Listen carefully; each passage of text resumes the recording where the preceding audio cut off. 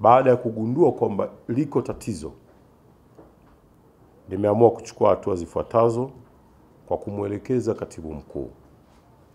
Moja ni kuwasimamisha wale wasimamizi wetu wa mizani wa hii tunaita T1, barabara nzima ya kuanzia Tunduma mpaka inafika pale Vigwaza.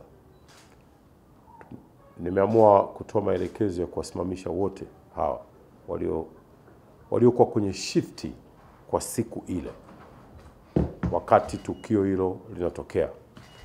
Na kwa nini nimewasimamisha? Ni kwa sababu tumefanya hivi kwa malengo ya kufanya uchunguzi, ambapo tumekwisha kuunda timu ya uchunguzi ambao nimemwelekeza katibu mkuu timu hii iundwe, na tayari imekwisha kuundwa kwa ajili ya kufanya uchunguzi wa kuanzia kule ambako gari iliingia katika nchi yetu mpaka kufika katika tukio ambako limetokea, ili tuweze kuwa na uchunguzi huru wa mwenendo, lakini vivyo tutatazama na mengine yanayoendelea katika mizani yetu hii.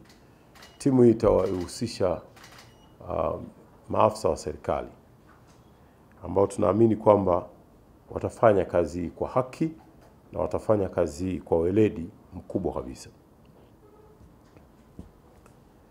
Na hii timu pia inaweza kutuletea mapendekezo mengine na hatua zaidi za kinidhamu zitachukuliwa dhidi ya wale wote ambao wataonekana kuwa wamefanya vitendo au wamekuwa na vitendo visivyoridhisha.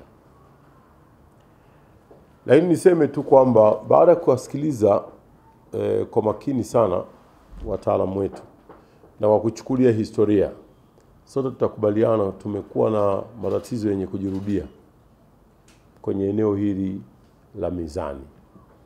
Na kwa sababu kuna hili tatizo lenye kujirudia miaka nenda miaka rudi, hadi kwamba mtazamo wa Watanzania walio wengi kuhusiana na mizani umekuwa ni mtazamo hasi.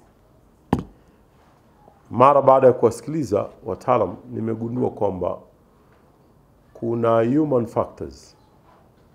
Mizani yetu inaendeshwa na wanadamu na mambo yamekuwa ni mengi sana huko. Lugha zinalalamikiwa, lakini vile vile wako wengine wachache, baadhi yao wasio waaminifu, na kwa hivyo kumekuwa na malalamiko ya vitendo vya rushwa. Nimewaagiza TANROADS haraka sana waanze hatua za kubadilisha mifumo yetu ya uendeshaji wa mizani. Dunia imeendelea sana hivi sasa hivi. Tunasisitizwa kwenda na teknolojia. Kwa hivyo nimewaagiza haraka sana watangaze kitu tunasema expression of interest, watu waje na technology ambazo ni automated, ziwe ni automatic, badala ya watu kucompromise kwenye vituo. Binadamu na binadamu wanazungumza, binadamu na binadamu wanazungumza, mambo yanakuwa ni mengi sana.